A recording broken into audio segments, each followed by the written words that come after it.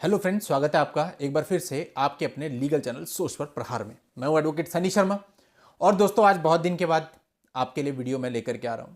दोस्तों, आज का जो वीडियो है ये एक लेटेस्ट जजमेंट पर आधारित है जो अभी हाल ही में 20 नवंबर 2023 को आया। देखिए, जब हम लिटिगेशन में चलते हैं तो कुछ ना कुछ चीज़ें हमारे सामने आती रहती हैं और जैसे जैसे चीज़ें हमारे सामने आती हैं वैसे वैसे हमें जानकारियाँ मिलती हैं। आज का जो जजमेंट है ये म्यूचुअल डाइवोर्स पे खास है।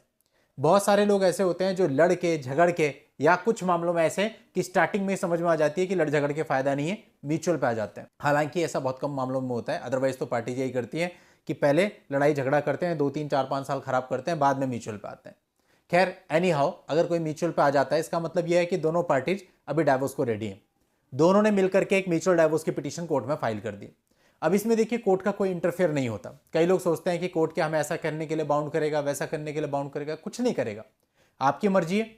आप म्यूचुअल डाइवोर्स पिटीशन में जो भी टर्म्स एंड कंडीशन लिखेंगे, कोर्ट केवल आपसे उनको कंफर्म करेगा कि भाई ठीक है, अगर कुछ पैसा मेंशन है तो लड़की से कंफर्म किया तुम्हें मिल गया, या कब मिलेगा, कैसे मिलेगा, वो चीजें बस। और दोनों आप डाइवोर्स के लिए एग्री हैं, लेकिन आपकी टर्म्स एंड कंडीशन में कोई इंटरफेयर नहीं करेगा। अब इस मामले में क्या था, एक डाइवोर्स की पिटीशन फाइल हुई। अब डाइवोर्स की पिटीशन जब फाइल होती है, आपको पता है कि कुछ वेटिंग पीरियड आपको दिया जाता है सोचने समझने के लिए, कि आप सोचिए और सोचने के 6 महीने के बाद फिर से आइए। अब इस मामले के अंदर क्या हुआ कि दोनों पार्टीज ने म्यूचुअल डाइवोर्स की पिटीशन फाइल कर दी, वेटिंग पीरियड चल रहा था। अब कोर्ट ने क्या किया, मामले को, जब दूसरी हियरिंग हुई, मामले को मीडिएशन के लिए भेज दिया। मीडिएशन में पार्टीज अपियर नहीं हुई, तो वहां से रिपोर्ट ये लगा दी गई कि पार्टीज अपियर नहीं हुई, मीडिएशन फेल हो गया। अब कोर्ट ने क्या प्रिजम्पशन ले लिया, कोर्ट ने एक स्टेटमेंट रिकॉर्ड कर दी कि पार्टी जो है वो रीयूनियन की तैयारी कर रही थी, कोशिश कर रही थी, ऐसा लगता है, और पिटीशन को डिसमिस कर दिया। अब दोस्तों, बिना पार्टीज की सहमति के, बिना पार्टीज की रिक्वेस्ट के ही पिटीशन को डिसमिस कर दिया गया। और दोस्तों, एक और खास बात थी, यह पिटीशन 9 महीने के बाद ही डिसमिस कर दी गई। यानी कि आपको पता है कि जो आपका कूलिंग पीरियड यानी वेटिंग पीरियड होता है वो 6 मंथ से लेके 18 मंथ्स तक का हो सकता है, और यहां तो केवल अभी 9 माह ही हुए थे और 9 मंथ्स के बाद ही पिटीशन को खारिज कर दिया गया।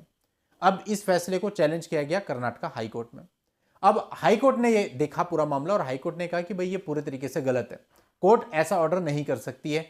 कोर्ट ने खुद से प्रिजम्पशन ले लिया कि वो रीयूनियन की तैयारी कर रहे हैं, केवल मीडिएशन में ना आना और खुद से ही बिना पार्टी की रिक्वेस्ट के ही आप पिटीशन को अगर खारिज कर देते हैं तो ये गलत है, ऐसा नहीं किया जा सकता है।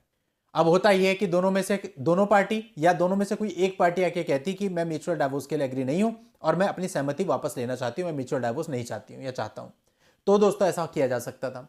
लेकिन दोनों में से किसी भी पार्टीज ने ऐसा नहीं कहा था, कोई रिक्वेस्ट नहीं लगाई थी कि पिटीशन को डिसमिस कर दिया जाए, खारिज कर दिया जाए, म्यूचुअल डाइवोर्स नहीं देना चाहते।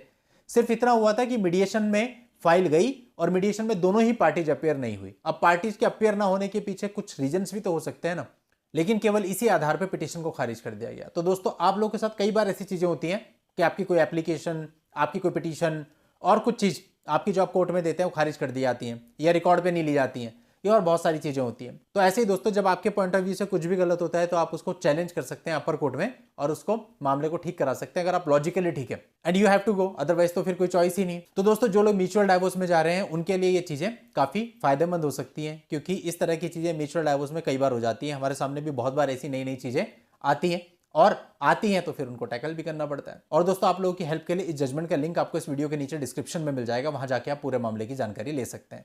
आज की इस वीडियो में इतना ही। नेक्स्ट वीडियो में नई जानकारी के साथ मैं आपसे फिर मिलता हूं, तब तक के लिए good bye and thank you for watching. Take care.